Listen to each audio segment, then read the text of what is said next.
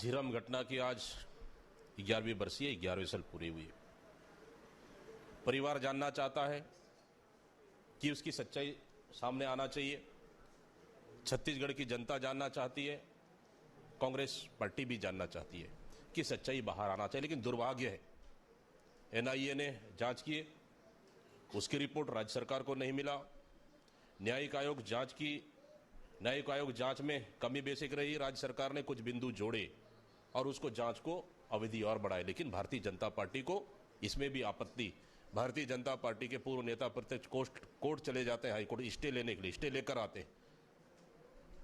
और सच्चाई सामने आना चाहिए। कांग्रेस पार्टी आते साथ ही एसआईटी गठित की और इसको रोकने के लिए भी भारतीय जनता पार्टी की सरकार ने एड़ी चोटी लगाई। लेकिन धन्यवाद देता हूं सुप्रीम कोर्ट को कि सुप्रीम कोर्ट का निर्णय आया कि एसआईटी जांच कर सकती है, जांच करने देना चाहिए और एनआईए अपनी रिपोर्ट दे दे। हम इस सरकार से मांग करते हैं कि जो एसआईटी गठित हुई है, उस एसआईटी टीम को जांच के लिए आगे सरकार को बढ़ाना चाहिए ताकि झीरम की सच्चाई सामने आना चाहिए।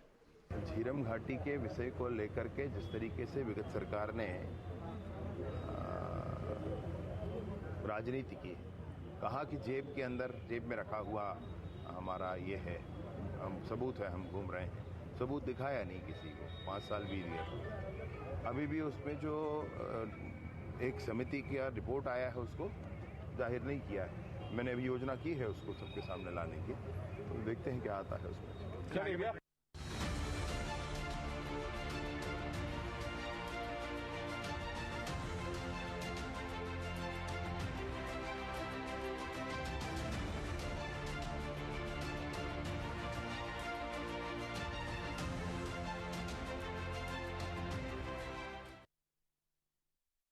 नमस्कार, मैं हूं मोहन तिवारी। आज के मुद्दे में आपका स्वागत है। और आज है 25 मई और 25 मई का नाम आते ही हमारे जहन में वो घटना एक तरीके से कौंध सी जाती है जो कि आज से 11 साल पहले हुई थी।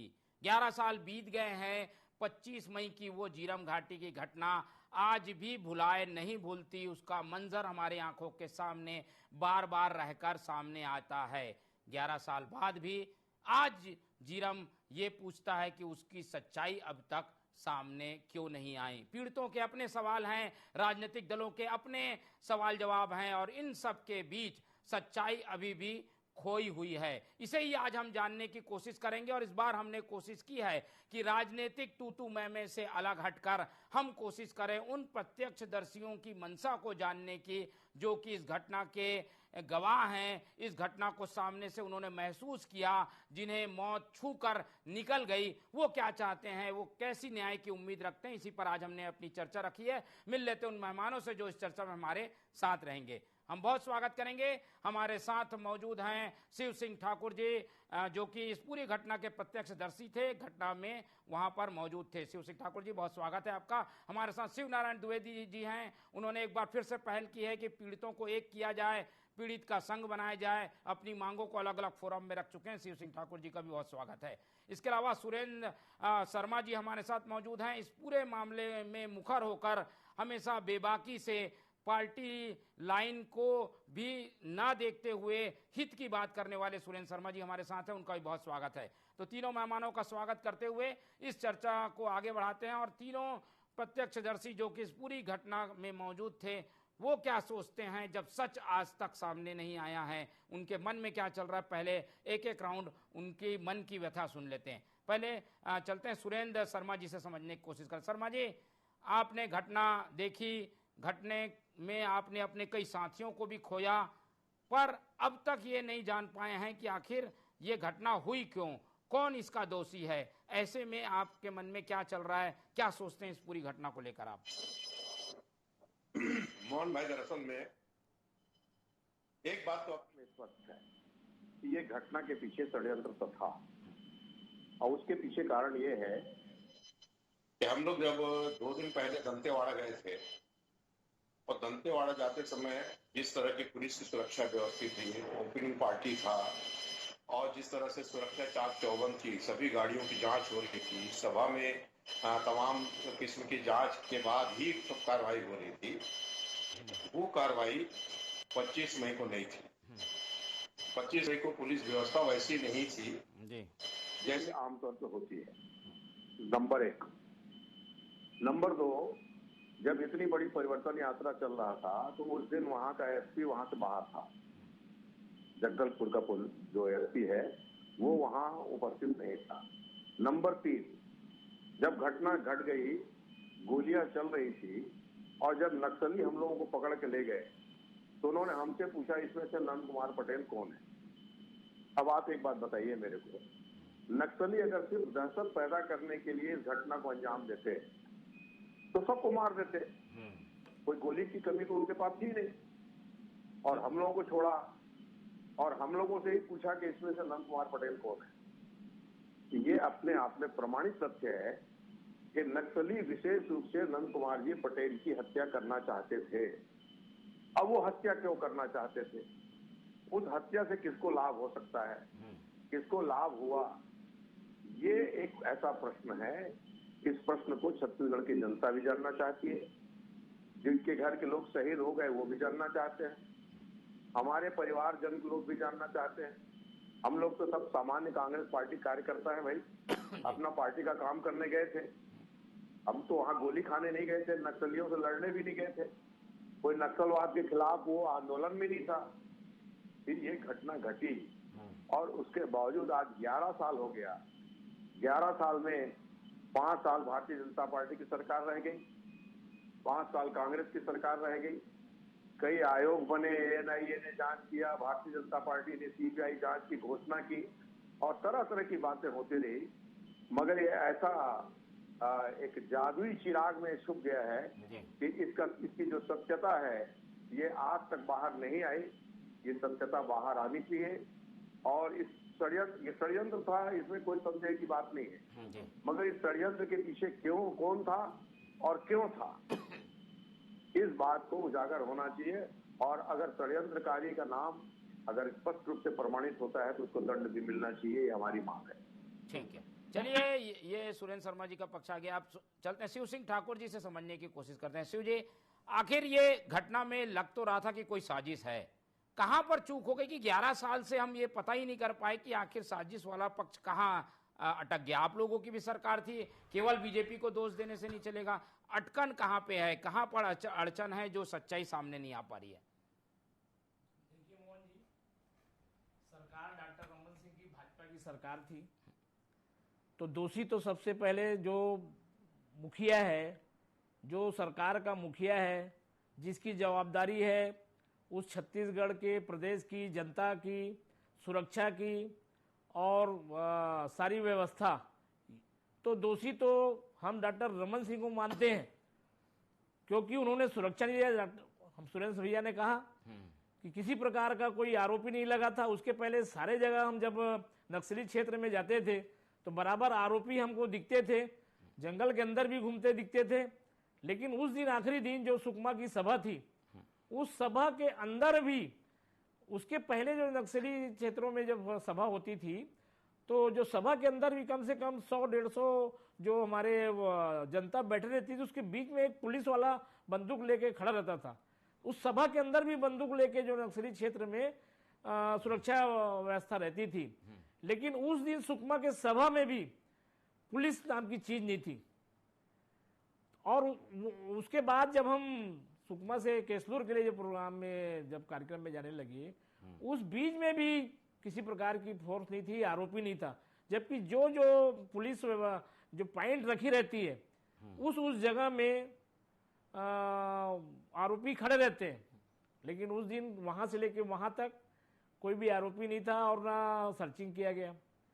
तो ये है कि डॉक्टर रमन सिंह ने कहा था, जैसी घटना घटी तो उन्होंने कहा कि हमसे चूक हो गई।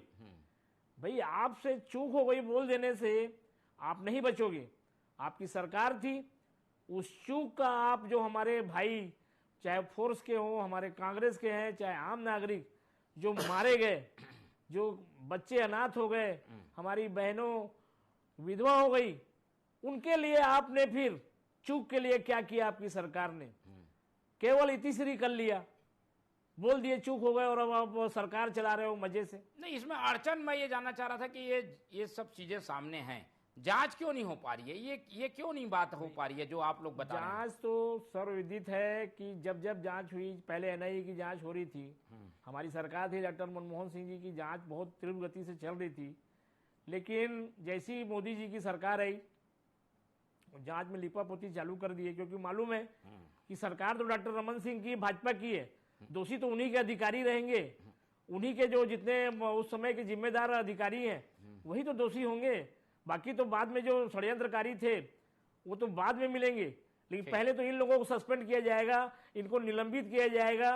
डॉक्टर रमन सिंह से जो है पूछताछ करेगी एजेंसी, इसलिए जो है लिपापोती करके वो कर दिए। उसके बाद फिर जब छत्तीसगढ़ सरकार जांच कराने जाती थी, भूपेश बघेल जी की सरकार, तो इनके भाजपा के नेता लोग जो है कोर्ट में चले जाते थे, स्टे ले लेते थे। ऐसा करके 5 साल भारतीय जनता पार्टी के नेता लोग जांच करने नहीं दिए हमारी जब कांग्रेस की सरकार आई।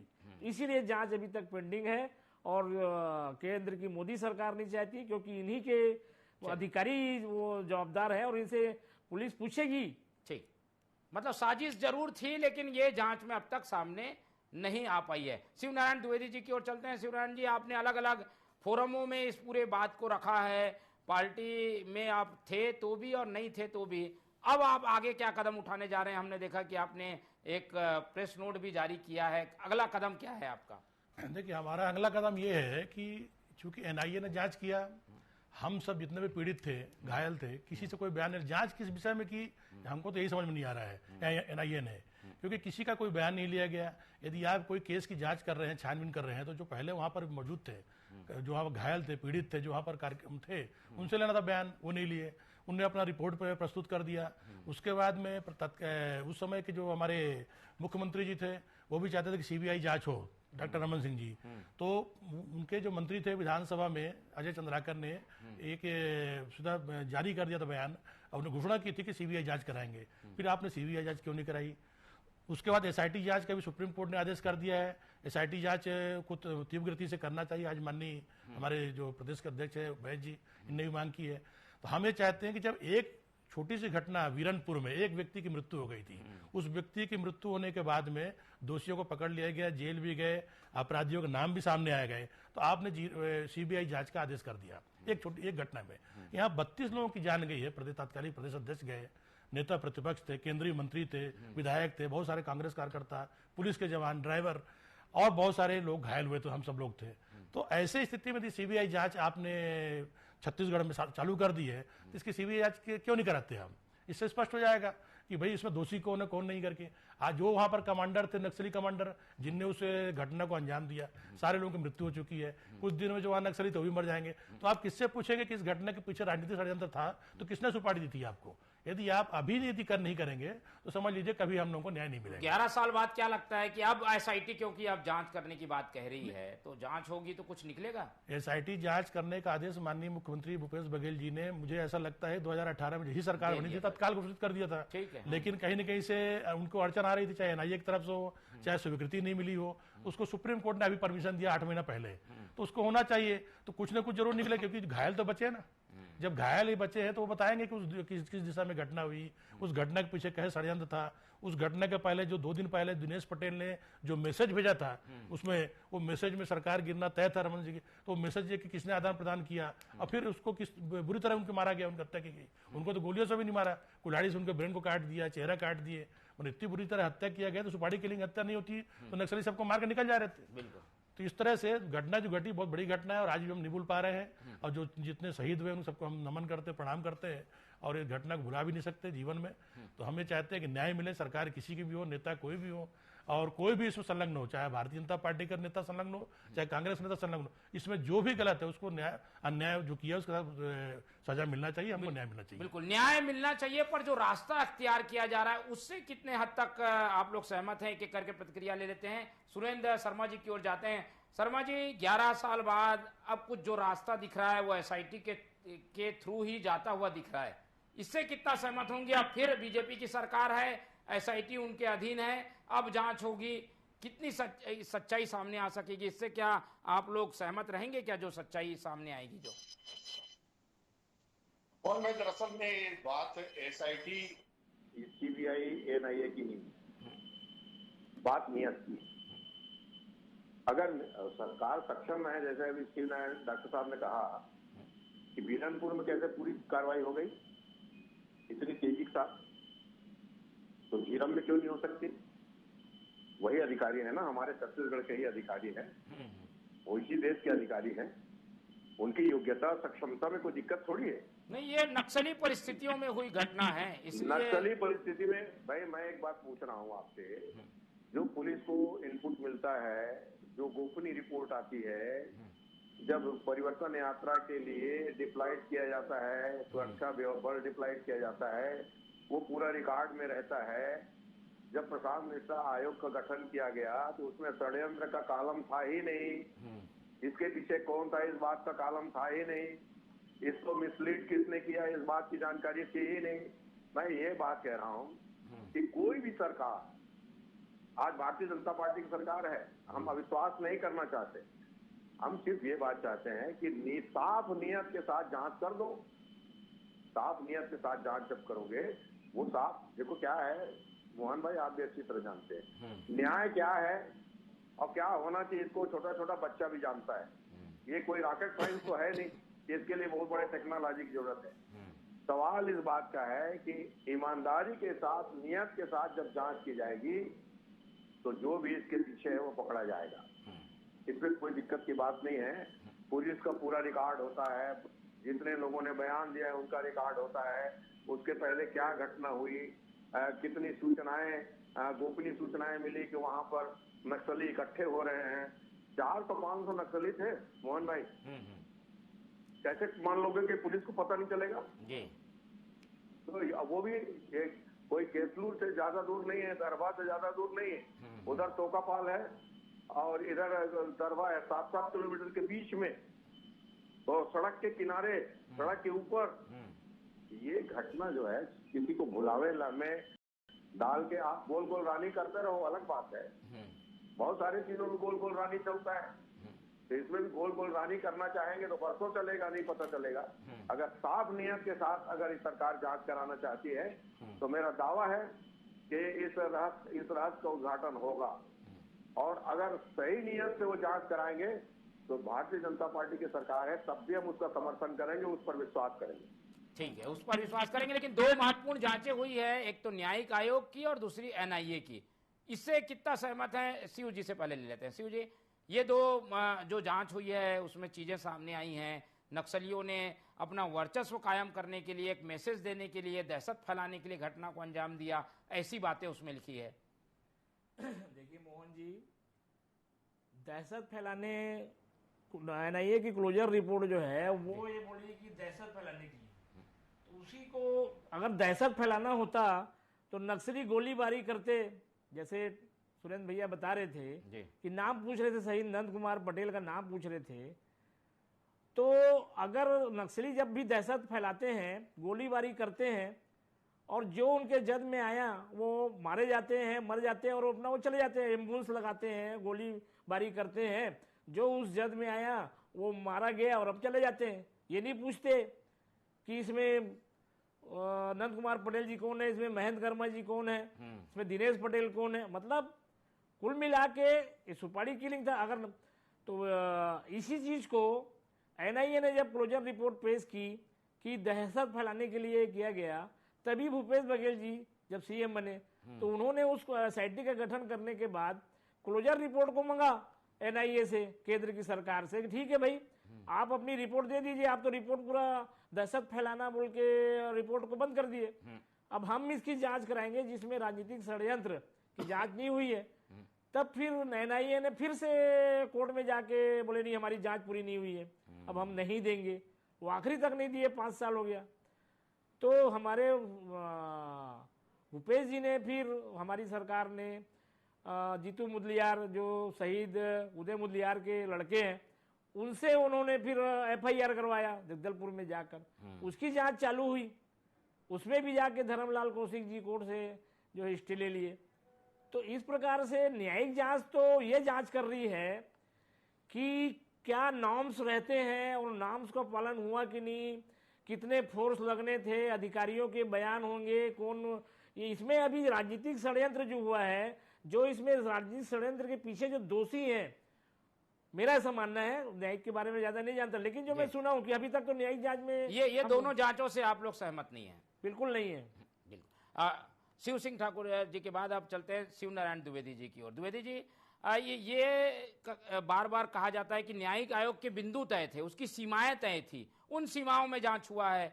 आप लोग चाहते हैं कि सीमाओं को और बढ़ाया जाए, साजिश वाला पक्ष रखा जाए, लेकिन अब तक की जांच से आप लोग क्या सहमत हैं? क्या इससे आप कितना इत्तेफाक रखते हैं? देखिए, उन्होंने बयान तो सबका लिया है, हमारा भी बयान हमने भी दिया है शपथ पत्र से जाके वहाँ, लेकिन उसकी रिपोर्ट सार्वजनिक हुई नहीं है।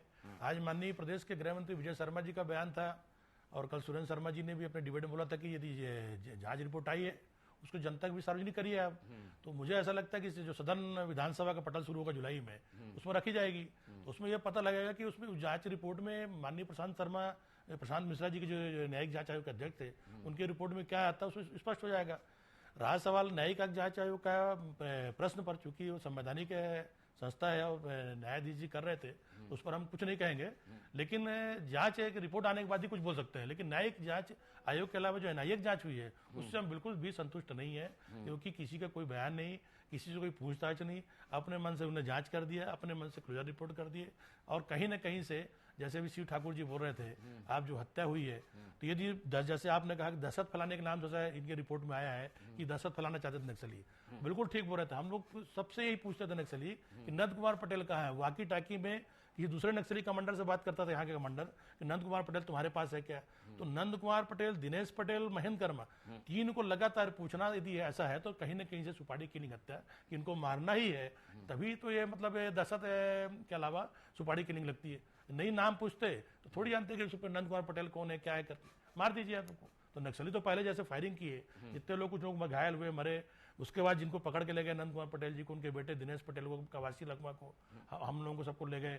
तो कहीं ना कहीं से जब वहां नाम पूछ कर मार रहे थे, तो सीधी सीधी स्पष्ट है कि सुपारी किलिंग हत्या है। बिल्कुल, साजिश तो है, लेकिन इसको पता करने का रास्ता जो है उसे बदलने की जरूरत है। आप लोगों के अगर कोई सुझाव हो जिसे सरकार हमारे माध्यम से सुनकर इंप्लीमेंट कर सके, सुझाव क्या है, एक एक करके ले लेते हैं।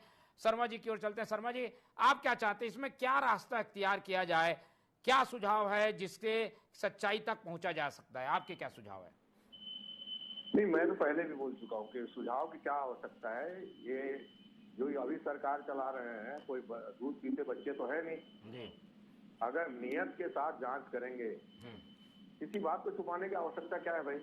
आप मेरे को एक बात बताइए, जस्टिस प्रशांत मिश्रा आयोग को षड्यंत्र के संबंध में आज जांच करने का अधिकार ही नहीं था। क्या लापरवाही हुई? खाली इसी भर की जांच हुई है। अरे भाई, किसने जानबूझ के लापरवाही करने के लिए किसने बाध्य किया? किसने कौन इसके पीछे हाथ शामिल है?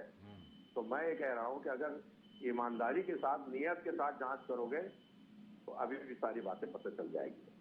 ऐसा कुछ नहीं है। तो हम तो ये मांग करते हैं कि आप अगर सचमुच में ईमानदार हैं तो इसका रहस्योद्घाटन होना चाहिए और दोषी दंडित होना चाहिए। लेकिन ये जो पार्टी है वो तो विरोधी पार्टी है आपकी, क्या कितनी इसकी ईमानदारी पर जो है वो हम विश्वास करें? आप लोग करेंगे विश्वास अगर उन लोग कोई जांच करके रिपोर्ट रखेंगे तो? नहीं, देखिए, हर चीज के एक तथ्य होते हैं। जब तथ्य रखे जाएंगे तो उसके ऊपर चर्चा होगी। भाई, दरअसल में जैसे कोई भी, जैसे अभी मान लीजिए जस्टिस प्रशांत मिश्रा आयोग की रिपोर्ट सदन पटल में रखी जाएगी, पटल में रखी जाएगी तो उस पर चर्चा होगी। आप और हम चर्चा करेंगे कि इसमें कौन सी फाइंडिंग्स है, कौन सी बात सही है, कौन सी बात गलत है। हम ये कहते हैं कि कोई भी सरकार चुनी हुई सरकार होती है। आज की तारीख में छत्तीसगढ़ की सरकार हम सबकी सरकार है। मुख्यमंत्री हमारा भी है, देश का प्रधानमंत्री हमारा भी है। बात दरअसल ये है कि जो ईमानदारी नामक चीज होती है ना, उसके साथ अगर काम करेंगे तो हम यकीन क्यों नहीं करेंगे, मगर उसमें भी अगर घाल मेल करने की कोशिश करेंगे, लिपापोती करने का प्रयास करेंगे, तो आज हम चिल्ला रहे हैं, कल भी चिल्लाएंगे। चलिए, ये तो इनका एक पॉइंट ऑफ व्यू था। शिवनारायण द्विवेदी जी, आपका क्या कहना है? कोई सुझाव ऐसा रखिए जिससे कि कोई सार्थक चीज निकल सके। आरोप प्रत्यारोप में उलझकर ये मामला 11 साल से ऐसे ही पेंडिंग है। नहीं, हम ये चाहते हैं, बहुत सारी इस देश की ऐसी घटनाएं हुई हैं जिसमें एनआईए के साथ साथ सीबीआई की भी जांच हुई है। एसआईटी जांच का माननीय प्रदेश के तत्कालीन मुख्यमंत्री 2018 में जब बने थे भूपेश जी, उन्होंने घोषणा की एसआईटी जांच होने दीजिए, हमको अपने प्रदेश की पुलिस पर भी विश्वास भरोसा है, हम अपना बयान देंगे। तो जब बयान हम देंगे, हम अब उस बयान को 164 के तहत जैसे बयान होता है उस तरह से बयान देंगे। तो हम यदि किसी के पर शक है, हमको नाम लेंगे तो उसमें यदि लिपापोती करेंगे तो उसकी कापी हमारे पास रहेगी। इस तरह से हम बयान देंगे। हम यदि गवाहों का बयान होगा उसके आधार पर कार्रवाई होगी। पुलिस पर हमें कोई शंका नहीं, सरकार पर कोई शंका नहीं। लेकिन हम ये चाहते हैं कि जब छोटी सी घटना की यदि सीबीआई जांच आप करा सकते हो तो इतने बड़े नेता मरे हैं, अब आपके भी बेटे थे, आपके परिवार, पुलिस तो आपकी थी, ड्राइवर भी आपके थे, ठीक है, कांग्रेसी मान लीजिए आपके विरोधी थे, तो सीबीआई की भी जांच आपने घोषणा किया था उसको, तो एसआईटी की जांच के साथ साथ में सीबीआई की भी जांच करा दीजिए। तो उसके बाद जो भी रिपोर्ट आएगा तो हम संतुष्ट हो जाएंगे। केंद्रीय एजेंसियों पर ज्यादा भरोसा है, तो केंद्रीय एजेंसियों की जांच से कुछ सच्चाई सामने आ सकती है, ये द्विवेदी जी का मानना है। ठाकुर साहब की ओर चलते हैं। शिव सिंह ठाकुर जी, आपका क्या इसमें व्यू है, किस तरीके से आप चाहते हैं कि सच्चाई के करीब जाया जा सकता है? मोहन जी, मेरा तो ये सुझाव है कि सुरेंद्र शर्मा जी ने कहा है अभी कि कम से कम 400 से 500 नक्सली थे और उनके जो कमांडरों का नाम आया था उस वक्त, जो कमांडर वो उसको जो है लीड कर रहे थे, उनको जब गिरफ्तार किया गया है, या उस 400 से 500 नक्सली को गिरफ्तार करके उनको रिमांड में क्यों नहीं लेती पुलिस? उनसे रिमांड में जिस प्रकार से हम देख रहे हैं अभी ईडी में, इसमें उसमें जो रिमांड में लेती है, रिमांड में ले और उनको रिमांड में लेके उनसे पूछताछ क्यों नहीं, सीधा जेल भेज देते हैं? हम जैसे लोग कुछ लोगों को पहचानते हैं, उस वक्त जो 300-400 नक्सली थे, आमना सामना कराते आमना सामना हमसे क्यों नहीं करवाते हैं? और उसके बाद रिमांड में क्यों नहीं? आज तक 300 से 400 नक्सली जब घेरे हुए थे, उसमें से एक नक्सली से भी आज तक पुलिस, डॉक्टर रमन सिंह की पुलिस हो या केंद्र की पुलिस हो, जो भी गिरफ्तार किया है, पहले उसको रिमांड में लीजिए, रिमांड में लेके उससे एक एक चीज पूछिए। अभी तक 400 से 304 कितने नक्सली पकड़ाए गए हैं जो जीरम घाटी में थे? उन सब नक्सलियों का रिकॉर्ड बाहर आना चाहिए कि ये उसमें शामिल थे और इनसे अकेले में पूछताछ किया गया है, और पूछताछ करने का जो भी डिग्री इस्तेमाल किया जाता है, उसके बाद जब सीधा इनको पकड़ते हैं जेल भेज देते हैं, सीधा पकड़ते हैं जेल भेज देते हैं, किसी से तहकीकात कराते हैं ना पूछताछ कराते हैं, तो कैसे पता चलेगा? इन सब नक्सलियों को जो जीरम घाटी में शामिल थे, उन लोगों को रिमांड में लिया जाए। रिमांड में लेकर उनको जो होता है, क्या अभी मैंने सुना है कि वो डेमो होता है, ये होता है, ये सब करिए, हम भी जाएंगे वहां पर और बताएंगे कैसा कैसा इन लोगों की है, तब सच्चाई सामने आएगी। जो इसके पीछे बड़े बड़े लोग शामिल हैं, बड़े बड़े जिनके ऊपर हाथ डालने में रिक्रिएशन जो होता है वो फिर से वहां हुआ था, रिक्रिएशन करके देखा गया था। रिक्रिएशन जो पकड़ाते हैं नक्सली, हमको उसमें तहकीकात कराए, हम तो देखे। और जो इस रिमांड में कितने लोगों को लिया गया है आज तक, रिमांड में लेके कितने लोगों से पूछा गया, और पूछा गया तो क्या क्या बताए हैं, किसका आका का नाम लिए, कौन से डॉक्टर साहब बता रहे थे अभी, कई बड़े बड़े हिडम्बा और मन्ना क्या क्या है, उन लोगों का जो नाम आया था उस वक्त, उन लोगों से जब उनको जब गिरफ्तार किया जाता है सीधा जेल क्यों भेजते हैं? उनसे कितना पूछताछ हुआ? नंद कुमार पटेल जी के बारे में क्या पूछताछ किया, महेंद्र वर्मा जी के बारे में, वो पूरी जांच का खुलासा होना चाहिए, तब सामने आएगा। और वो पकड़ते हैं, और नक्सली पकड़े जीरम के और अंदर डाल दिए, उनको रिमांड में लीजिए, जितने अंदर हैं अभी, अगर जिनके ऊपर दोषी है उसका, और रिमांड में लेकर उसको जो है जिस तरीके से न्यायालय में पेश करते हैं, पेश करिए, दूध का दूध और पानी पानी हो जाएगा। बिल्कुल। तो जीरम के सच को आने में अभी देर है और 11 साल की देरी हो चुकी है ऑलरेडी। ऐसे में हम उम्मीद करते हैं कि अब जब जांच हो रही है तो सारे तथ्यों को सामने रखा जाएगा, और जो पीड़ित हैं, जो इस मामले में न्याय की गुहार लगा रहे हैं, उनको जरूर सुना जाएगा, जिससे कि सच के करीब पहुंचा जा सके। तो अभी वर्तमान की सरकार की ये जिम्मेदारी भी है कि एक ऐसी घटना जिसने पूरे छत्तीसगढ़ को हिला दिया था, उसके सच को जरूर वो सामने लाए। इस पूरे मामले में हमने चर्चा करके कुछ तथ्य रखे हैं, इस पर सरकार काम करे तो सच्चाई के करीब पहुंचा जा सकता है। समय कम है इसलिए चर्चा ही खत्म करते हैं। इस पूरी चर्चा में सुरेंद्र शर्मा जी हमारे साथ जुड़े, उनका धन्यवाद। शिव सिंह ठाकुर जी हमारे साथ थे, उनका धन्यवाद। और शिव नारायण द्विवेदी जी ने हमें समय दिया, उनका बहुत बहुत धन्यवाद। तो तीनों मेहमानों का धन्यवाद देते हुए आज की ये चर्चा ही खत्म करते हैं, और आप लोग से रखते हैं उम्मीद कि आप लोग देखते रहेंगे TV24। रखिए अपना बहुत ख्याल। नमस्कार।